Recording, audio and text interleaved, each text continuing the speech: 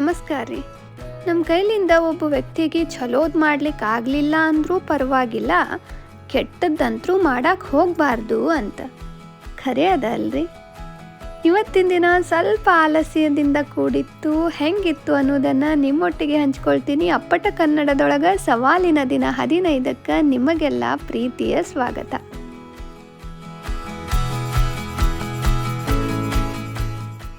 ಇದು ಎಂದೋ ನನ್ನ ಕೈಯಿಂದ ಅರಳಿದ ಕಲಾಕೃತಿ ನೋಡ್ರಿ. ಇದಕ್ಕೊಂದು ಮೆಚ್ಚುಗೆ ಸೂಚಿಸೋದು ಮರಿಬೇಡ್ರಿ.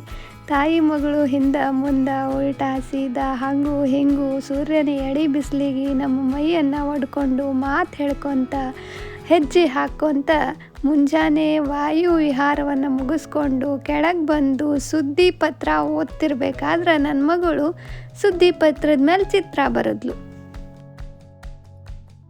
ಈ ಗರ್ಭಾವಸ್ಥೆ ಅವಧಿಯೊಳಗೆ ತಲೆ ಸ್ನಾನ ಮಾಡೋದು ಒಂದು ಸ್ವಲ್ಪ ಕಮ್ಮಿನೇ ಆಗಿಬಿಟ್ಟದ್ರಿ.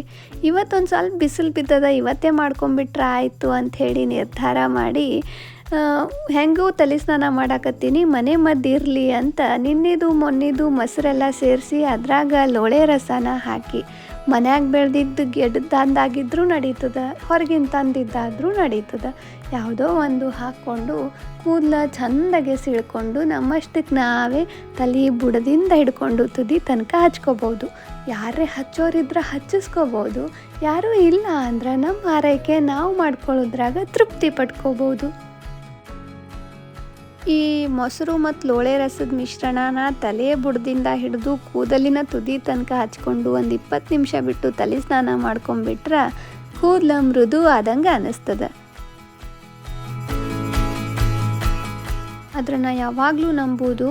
ಯಾವತ್ತಿದ್ರೂ ಬಾಹ್ಯ ಸೌಂದರ್ಯಕ್ಕಿಂತ ಆಂತರ್ಯದ ಸೌಂದರ್ಯ ಭಾಳ ಮುಖ್ಯವಾಗ್ತದೆ. ಕೂದಲು ಹೆಂಗಾರ ಇರಲಿ, ಕೂದಲು ಇರಲಿ ಬಿಡಲಿ, ತಲೆಗೆ ಬುದ್ಧಿ ಇರಲಿ, ಚಲೋ ಮನಸ್ಸಿರಲಿ ಅಂದಂಗೆ ಪುಸ್ತಕ ಒಂದು ಉಡುಗೊರೆಯಾಗಿ ಬಂದಿತ್ತು. ಓದಿ ಅಭಿಪ್ರಾಯಗಳನ್ನು ತಿಳಿಸ್ಲಿಕ್ಕೆ ಕೆಂಪು ಬಸ್ಸಿನ ಸುಂದ್ರಿ ಅಂಥೇಳಿ ಲೇಖಕರು ಗೌರವ ಪ್ರತಿಯನ್ನು ಕಳಿಸ್ಕೊಟ್ಟಿದ್ರು. ಈ ಗೌರವ ಪ್ರತಿ ಬಂದಾಗೆಲ್ಲ ಏನೋ ಒಂಥರ ಖುಷಿ ಆಗ್ತದ್ರಿ. ಅದೊಂದು ಕಥಾ ಸಂಗ್ರಹ.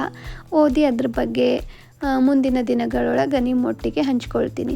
ಕುವೆಂಪು ಅವರ ಕೃತಿಗಳನ್ನು ಇತ್ತೀಚೆಗೆ ನಾನು ಓದಲಿಕ್ಕೆ ಆರಂಭ ಮಾಡೀನಿ. ವಿಭೂತಿ ಪೂಜೆ ಮುಗೀತು, ವಿಚಾರ ಕ್ರಾಂತಿಗೆ ಆಹ್ವಾನ ಓದಾಕತ್ತೀನಿ ರೀ.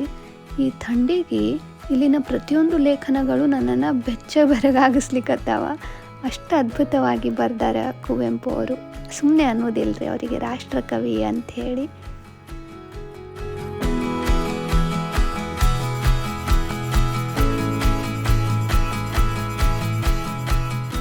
ಇವತ್ತು ವಾತಾವರಣನೇ ಹಂಗಿತ್ತು ಅಥವಾ ನನ್ನ ಮನಸ್ಥಿತಿ ಹಂಗಿತ್ತು ಗೊತ್ತಿಲ್ಲ, ಯಾಕೋ ತೀರಾ ಆಲಸಿ ಅಂತ ಅನ್ಸಾಕತ್ತಿತ್ರಿ.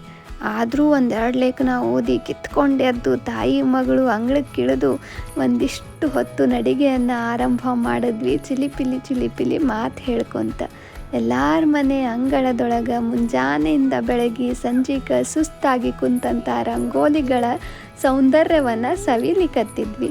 ಮನೆಗೆ ಬಂದು ಒಂದಿಷ್ಟು ಬೆಲ್ಲದ ಜಿಲೇಬಿ ತಿಂದು ನನ್ನ ಮಗಳು ಆಕಿನ ಇಷ್ಟದ ಹಣ್ಣನ್ನು ತಿಂದು ಹಂಗೂ ಹಿಂಗೂ ಮಾಡಿ ಆಲಸ್ಯದ ದಿನವನ್ನು ಕಳೆದು ನಿಮ್ಮೊಟ್ಟಿಗೆ ಹಂಚ್ಕೊಂಡ್ವಿ.